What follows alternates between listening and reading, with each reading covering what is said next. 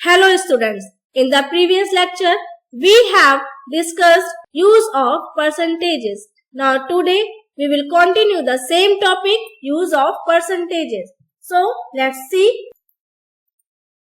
increase or decrease as percent. आज हम सीखेंगे कि हम कैसे increase percent और decrease percent फाइंड करते हैं। सबसे पहले आपको ये पता होना चाहिए कि increase और decrease हम कैसे निकालते हैं। अगर कोई अमाउंट का प्राइस पहले कम था अब ज्यादा हो गया है तो अमाउंट ये इंक्रीज हो रहा है, तो जहां पर अमाउंट इंक्रीज हो रहा होगा वहां हम इंक्रीज परसेंट फाइंड करेंगे। अगर किसी आइटम का अमाउंट पहले ज्यादा था अब कम हो गया है तो इसका मतलब वहां पर अमाउंट डिक्रीज हो रहा है। जब डिक्रीज हो रहा है तो हम वहां पर डिक्रीज परसेंट फाइंड करेंगे। उसके लिए फॉर्मूला दिया गया है इंक्रीज परसेंट फाइंड करने के लिए change in amount upon original amount multiplied by 100। Change in amount का मतलब कि पहले जो अमाउंट था और बाद में जो अमाउंट है उन दोनों के बीच का डिफरेंस यहाँ पर हम लिखते हैं। ओरिजिनल अमाउंट में हम वो वैल्यू रखते हैं जो पहले थी, चाहे वो इंक्रीज से डिक्रीज हो रही हो या डिक्रीज से इंक्रीज हो रही हो। पहले जो अमाउंट रहता है उसको हम ओरिजिनल अमाउंट बोलते हैं। ठीक है, तो इंक्रीज परसेंट फाइंड करने के लिए हम कौन सा फॉर्मूला अप्लाई करेंगे? Change in amount upon original amount multiplied by 100%। इसी तरह से हम डिक्रीज परसेंट फाइंड करते हैं, सेम फॉर्मूला लगाएंगे change in amount upon original amount multiplied by 100%। चलिए इसको एग्जाम्पल में कैसे अप्लाई करते हैं देखते हैं।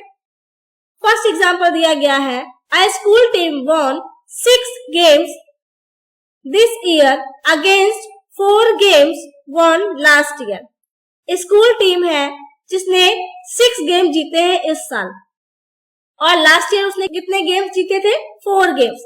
What is the percent increase? तो देखिए इस साल 6 गेम्स जीत रहा है और लास्ट ईयर उसने कितने जीते थे? 4 गेम्स। तो इंक्रीज हो रहा है क्योंकि लास्ट ईयर की बात कर रहा है। चलिए सॉल्यूशन में देखते हैं। Change in amount, change in amount का मतलब अभी 6 गेम जीते हैं, लास्ट ईयर 4 गेम जीते थे, दोनों के बीच का डिफरेंस यानी 6 - 4 मतलब 2। ओरिजिनल अमाउंट देखते हैं क्या होगा। ओरिजिनल अमाउंट मतलब जो पहले था, पहले कितना गेम जीता था लास्ट ईयर? 4, तो ओरिजिनल अमाउंट हम क्या लिखेंगे? 4। अब आपको ये इंक्रीज हो रहा है और ऑलरेडी क्वेश्चन में आपसे पूछ लिया है कि आपको इंक्रीज परसेंट फाइंड करना है। कभी कभी क्वेश्चन में ये नहीं बोलता है कि इंक्रीज परसेंट फाइंड करना है कि डिक्रीज, यहाँ पर ऑप्शन दे देता है। तो आपको ये देखना होगा कि क्वेश्चन में इंक्रीज हो रहा है कि डिक्रीज हो रहा है। तो यहाँ पर इंक्रीज ऑलरेडी बोल रहा है तो हम फाइंड करते हैं increase percent. Increase percent is equal to, formula क्या पढ़ा आपने? Change in amount upon original amount. तो हम डायरेक्ट लिखते हैं यहाँ पर 2, चेंज इन अमाउंट है, ओरिजिनल अमाउंट कितना है? 4 मल्टीप्लाइड बाय 100%। उसको सिंप्लीफाई कर लेते हैं। 2 1 जा 2, 2 2 जा 4, 2 से इसको रिड्यूस करेंगे तो 2 1 जा 2, 2 5 जा 10, कितना आया? 50%। ठीक है, तो इंक्रीज परसेंट कितना हो गया? 50%। नेक्स्ट एग्जांपल देखते हैं। The number of illiterate persons in a country decreased from 150 lakhs to 100 lakh in 10 years। Question में ये बोला गया है कि 150 लाख पहले इलिटरेट पर्सन थे, अब after 10 year 100 lakh illiterate person बचे हैं। तो what is the percentages of decrease? तो ये डिक्रीज परसेंट आपको यहाँ पर फाइंड करना है। तो फिर से वही सॉल्यूशन में लिखेंगे हम लोग। सबसे पहले क्या? Change in amount. तो पहले कितना था? 150 लाख, अब कितना है? 100 लाख। तो 150 लाख में से हम माइनस करते हैं 100 लाख, तो कितना हो जाएगा? 50 लाख। ठीक है, ये हो गया change in amount. Original amount मतलब जो पहले था। ओरिजिनल अमाउंट पहले कितने थे इलिटरेट पर्सन? 150 लाख। तो यहाँ पर लिखेंगे 150 लाख। अब फॉर्मूला अप्लाई करते हैं। देखिए डिक्रीज हो रहा है और क्वेश्चन में भी बोला गया डिक्रीज परसेंट फाइंड करने के लिए, तो हम लिखेंगे decrease percent is equal to, क्या फॉर्मूला होता है? चेंज इन अमाउंट मतलब 50 लाख अपॉन ओरिजिनल अमाउंट मतलब 150 लाख मल्टीप्लाइड बाय 100%। आप चाहिए तो लाख जीरो के फॉर्म में एक्सपेंड भी कर सकते हो, बट यहाँ पर नहीं किया है, डायरेक्ट हम ऐसे कैलकुलेशन कर देते हैं। 50 1 जा 50 या जीरो से जीरो कैंसिल आउट कर दीजिए, 5 1 जा 5, 5 3 जा 15। तो लाख है, लाख में जितने जीरो इधर होंगे उतने जीरो इधर होंगे, तो ये कैंसिल आउट हो जाएगा। बचा क्या यहाँ पर आपके पास 100/3%। इसको आप जब डिवाइड करोगे तो आएगा 33 एट होल 1/3%। ठीक है, तो डिक्रीज परसेंट कितना आ गया 33 eight whole 1/3%।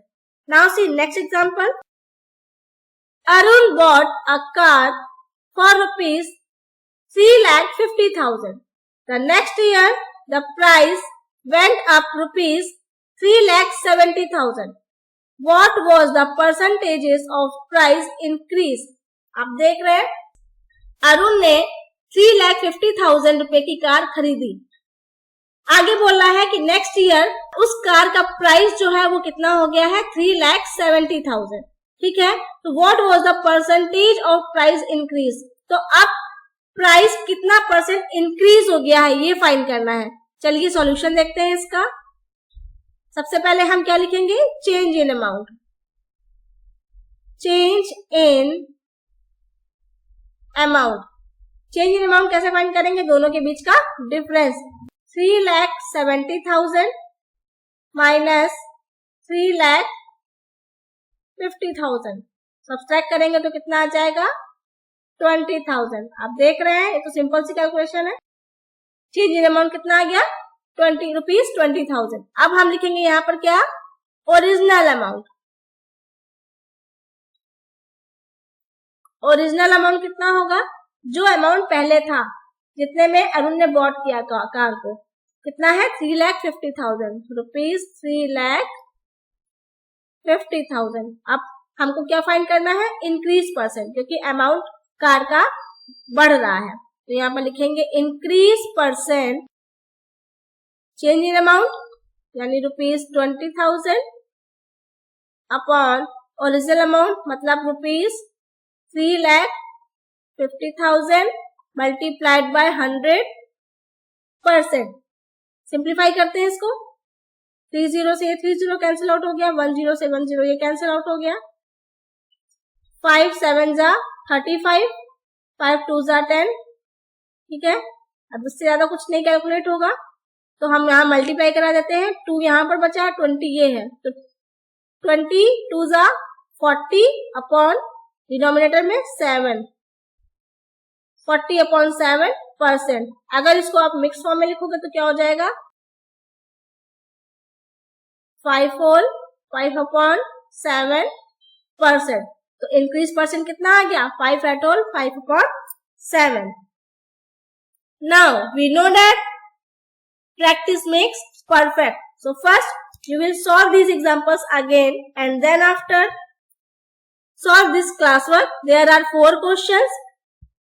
After solving this classwork, match your answers which are given here.